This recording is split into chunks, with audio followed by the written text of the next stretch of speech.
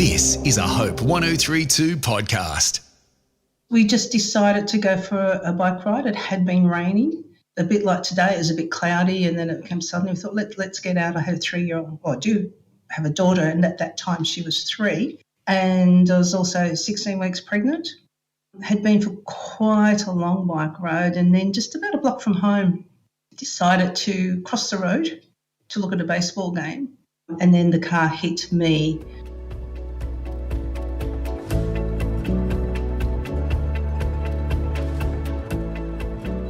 I'm Georgia, and welcome to Finding Hope, the podcast that finds the good in the midst of the bad. Each episode, we meet someone who's had a bit of a hard time, but has found hope and healing along the way, and hopefully they inspire you to embrace the good in your world as well. Episode 30, Rhonda Emonson.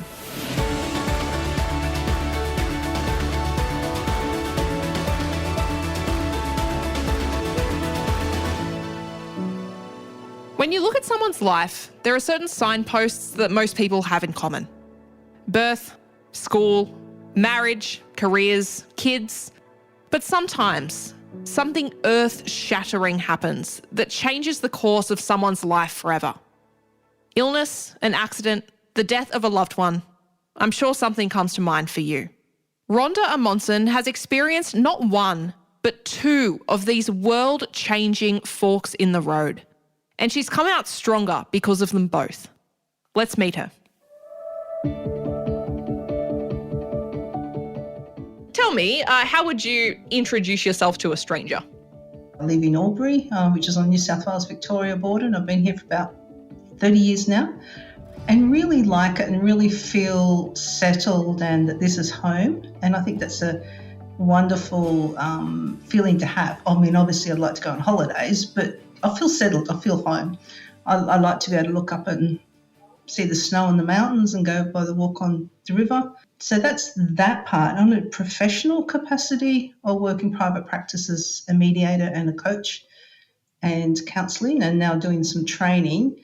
And that's very much about supporting people to build resilience, to manage their self-care, and to sort of work towards getting emotional stability. So, and my private and my professional life are very, very separate. Let's talk a little bit more about your professional life. Can you tell me a little bit more about, your career, what you do for work specifically, and kind of how you ended up there? Because I understand it's been a little bit of a journey. A zigzag? It certainly has been a zigzag. I started my first career was in nursing, sort of worked in general hospitals and then in midwifery, and then was involved in quite a life-changing accident where I was out riding with my family on a Sunday afternoon and got hit by a car that had some faulty brakes.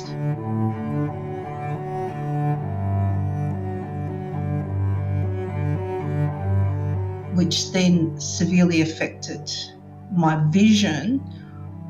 I've certainly compensated over the years, but it's just in the part where it won't allow me to drive. And obviously, you can imagine if you're drawing up injections and things in a hospital situation already, that's probably not a good idea. So that was a long period of rehabilitation, readjusting and seeing what was important. And then it's from then I started looking more at the holistic perspective, and then that sort of then took me into the coaching mediation area, and I've been doing that for I'm talking decades now. I'm talking decades, not years. Since 2000, dare I say, and I really enjoy it. I do really enjoy it. So what was an unplanned and certainly a big hiccup has shifted to a direction that actually I feel quite settled with. Rhonda has said that a couple of times already. She feels settled in her home, settled in her workplace, and talking to her, there is this calm about her. But it wasn't always the case. In fact, it took her a very long time to feel that way. Can you tell me a little bit, because we're going to talk more about the accident, can you tell me a little bit more about that transition from nursing to mediation? Was it kind of immediate? How were you feeling emotionally also? Like, did it take a long time for you to come to that acceptance that you wanted to switch careers. Yeah. Yeah, I mean, we can all pretend, we can all tell a story, but if I'm being honest, which I tend to be, I think we go through 3 phases, and I've actually noticed clients doing that now with the pandemic. It's like something happens, something major happens, and it just feels like a wrecking ball. Something comes out of nowhere and just smashes everything that you know to be familiar. And you sit there for a while, and then you move on to the coping and readjusting and looking at your values, really digging deep. And I think people can get stuck at either of those stages. You can get stuck at the wrecking ball stage, you can get stuck at the self-indulgent, how do I feel, what do I think about this? But you also have to move on to being productive, doing something with those experiences. And I think that's where I am. No, it's not. I don't think that's where I am now. I've sort of done some study and readjusted. So I'm definitely at the productive stage. But I think a lot of people go through those 3 spheres, the wrecking ball, the readjustment, and the getting on with life, basically, without getting stuck in any one of those 3 phases. It's not easy. I'm not going to pretend it's easy. And, when something major happens, obviously it affects you as a person, but also affects the family. And quite significantly sometimes. Rhonda put it best, the wrecking ball. We all have them at some point or another, but Rhonda's was a bigger wrecking ball than most could even imagine. The year is June 1989, the long weekend, and Rhonda's life was soon to change forever.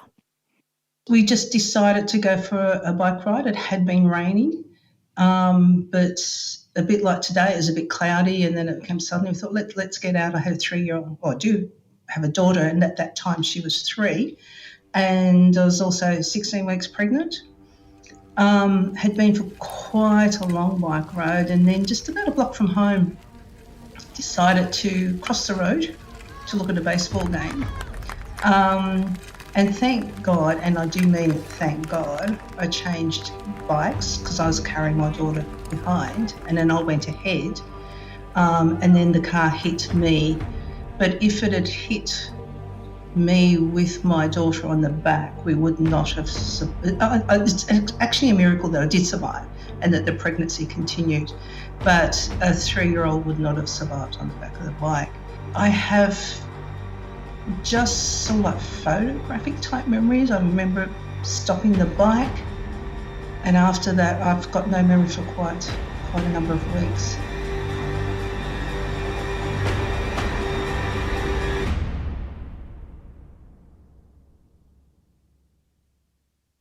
Rhonda may not have memories, but the effects of that accident made themselves known to her. To this day, she suffers vision loss and had to overcome a number of physical hurdles in her recovery. Enough to make anyone really angry. But not Rhonda. How did your relationship with God change during that time? It's interesting. It is really interesting because people say to me, Rhonda, are you angry? No, I'm not angry, and I can honestly say I've never been angry. I don't understand, and to this day I can't really see a reason, as if we do need reasons, but I haven't had some epiphany and thought, oh my goodness, that happened, and now this. I just have to accept that it did happen. I survived against all medical odds. I'm here today talking to you, and that in itself is a beautiful ability to be able to do that. And I think I just need to be able to say that's just how it is without doing the why God, because as we know, sometimes it's not for us to know. It's more about what do we do with what's happened rather than trying to analyse it. So no, I haven't got cranky. I don't know whether that's normal. I don't know. Of course I get a bit teary every now and then. Sometimes I wonder why. But I don't get stuck there, and I don't think I could actually ever have got stuck there because there's too much to get on with. Yeah, too much to enjoy, too much to do. And in lots of ways, I guess, it probably feels like a second opportunity. It's like, well, okay, Rhonda, be accountable for what you do with this. How is it that you can inspire hope? How is it that you can encourage others? So more about what you do with this. But then on the other hand, I don't wear it on my sleeve, and probably this is the most I've ever talked about it.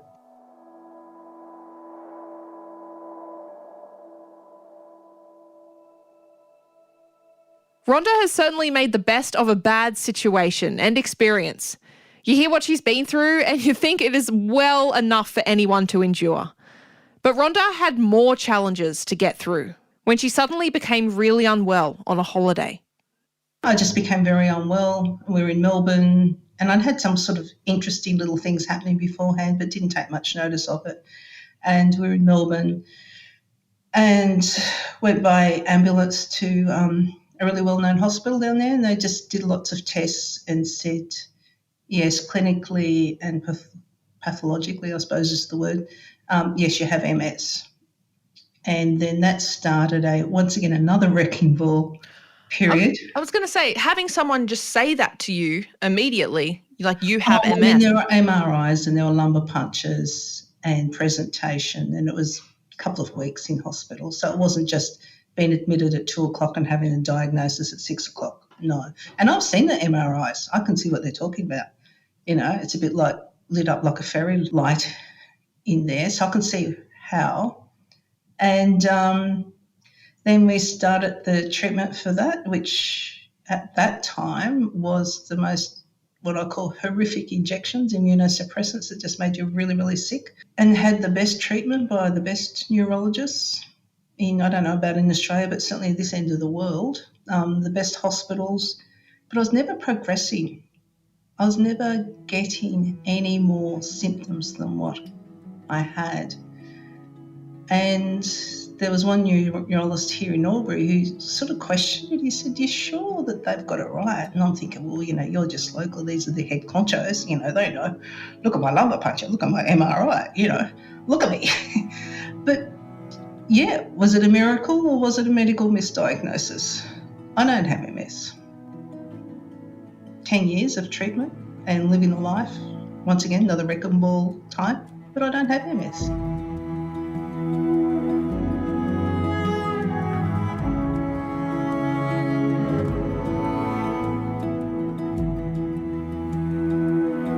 Yes, you heard that right. 10 years. 10 years after a diagnosis that was essentially a death sentence. 10 years of treatment, of fighting, of wrecking ball after wrecking ball. The diagnosis was rescinded. Rhonda didn't have MS. And I just don't know how your brain would be able to handle that. Once again, do you get angry with losing 10 years of being treated for that? Do you, cry in your pretzels, or you just think, oh, well, what can we do with that? Well, it turns out Rhonda can do a lot of things, a PhD being one of them, which she described as hard yakka. And I think that is a very apt description. Rhonda is also a published author with lots of stories to tell. There are 2 small books that's for children whose parents are not parenting them the way perhaps that would be ideal.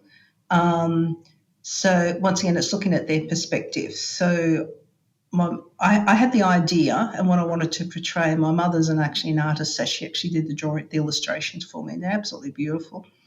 So the idea is that practitioners and therapists can use them with children and get the children to talk about their experience without any prompting or any judgment, so they get their story heard, which often doesn't happen in this area because it's very much focused on the parents. And the other book is Overcoming, Not Defined by, how could you not remember your book? Not Defined by Adversity, which is, once again, just a little book. I call it a book that you could just read on the bus on the way home. Stories of 8 people that have actually inspired me over the years, getting them to write their story about how they've overcome adversity and then compiling that into a book. And then I've just written a little bit at the end about resilience. So that's only been out since April. Rhonda has lived through more in half her life than most people could even imagine. But it's not over yet, and there's lots that she's looking forward to. I've got the book launch on the 26th of August, which is the books are called Charlotte and Archie, the conflict books, and the set of cards that go with that. And I'm doing some resilience first aid workshops.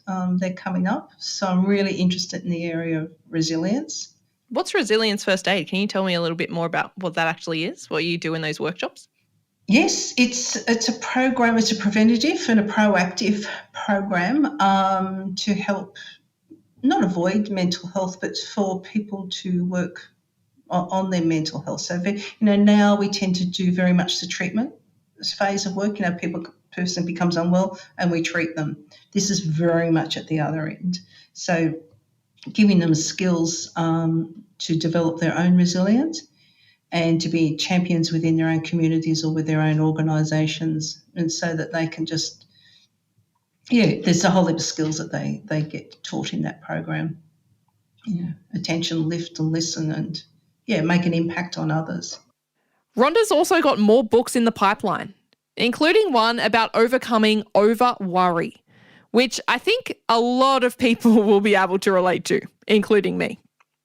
I've sort of developed a protocol or a process, I guess, and it's called RICE, which is recognising the situation that you're in, identifying the issues, creating change, and evolving to the person that you want to be.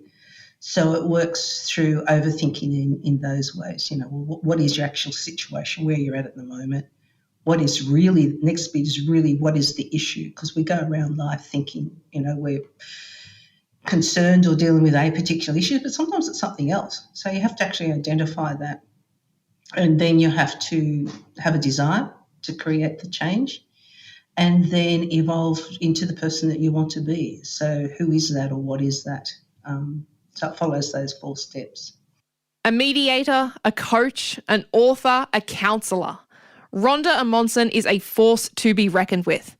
Her resume seems endless, and yet she forgot to mention something major in the episode. She is also the director of a non-profit organisation called Carer Care Inc., which is an organisation that has a focus on supporting those who are going through emotional fatigue from caring for someone else. In other words, she cares for the carer, and that is something that not a lot of people do. Rhonda's life may look markedly different than what she once expected it to be, but she herself admits that she's happy with where she's ended up. Doing the work that I'm doing now, I can influence more people for the better, more nationally or globally, than what I could have ever done nursing. So, was this God's plan all along? I don't know. I think he could have done it a different way. I didn't have to go through all this to get there, that's for sure. But I do feel as though that can have more of a global impact by writing a book, by developing some online programs, especially now with technology. You can get more help to more people than what you can do one-on-one. And that's certainly how my private practice is intentionally being taken as well. Because you see one client, you get one session fee, you see them next week, etc. Then you see the next one at 11 o'clock. Whereas I think if I can get these online programs developed and these books out there, I've got no idea who that's going to touch. And I will never know. When you see books being sold in the US and one's been sold in England, you think, I would have never reached that person in private practice. So that's where I'm trying to shift it. Rhonda, how have your experiences, both your accident, your misdiagnosis, might I say? My miracle, correct? Your miracle. How has it changed who you are? Well, I think we're continually changing anyway. We're never static, so we're all changing in some degree, and especially with the pandemic as well, people have changed. So we all do change, and I think it's healthy to do so. How has it changed me? it comes down much more to being able to do more good for more than what I would have ever been able to do just in a single career path. So I think that's how it's impacted me, and that sits well with me, so that I'm actually supporting and caring for more people than what I would have been able to do if I hadn't changed.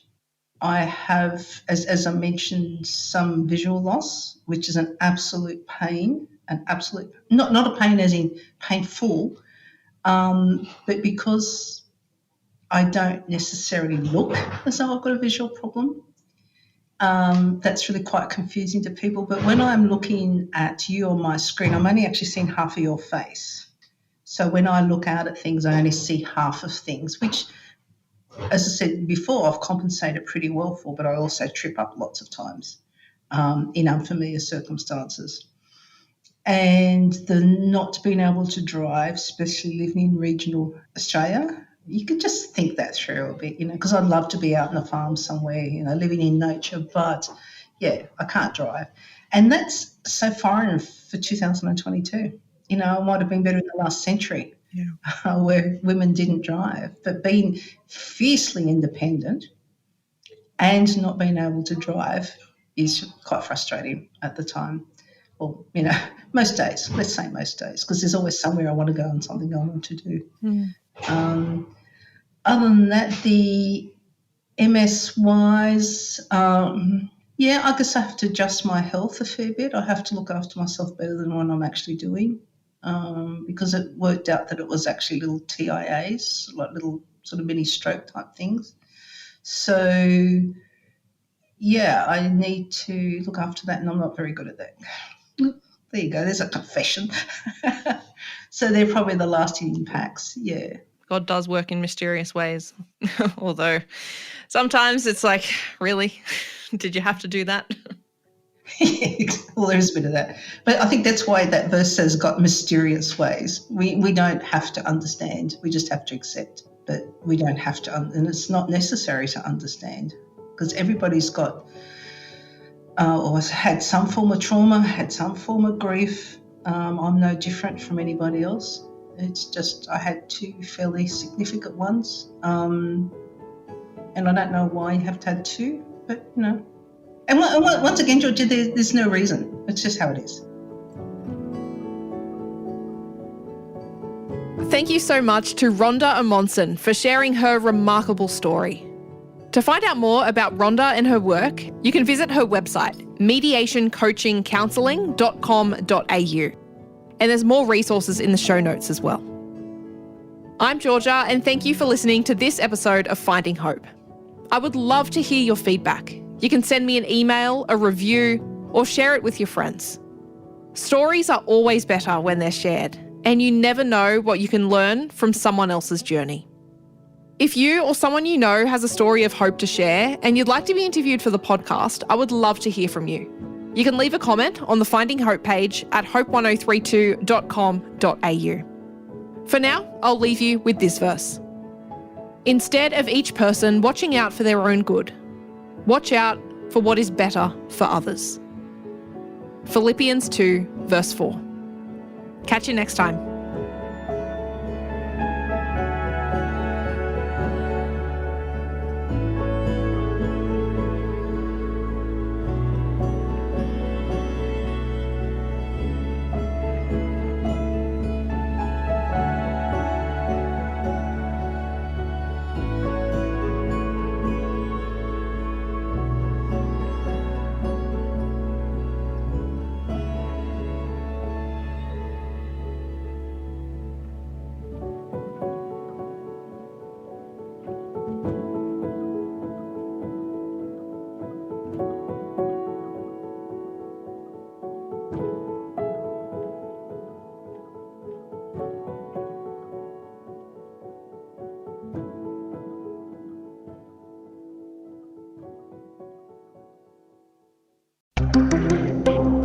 This is a Hope 1032 production. Thanks for listening.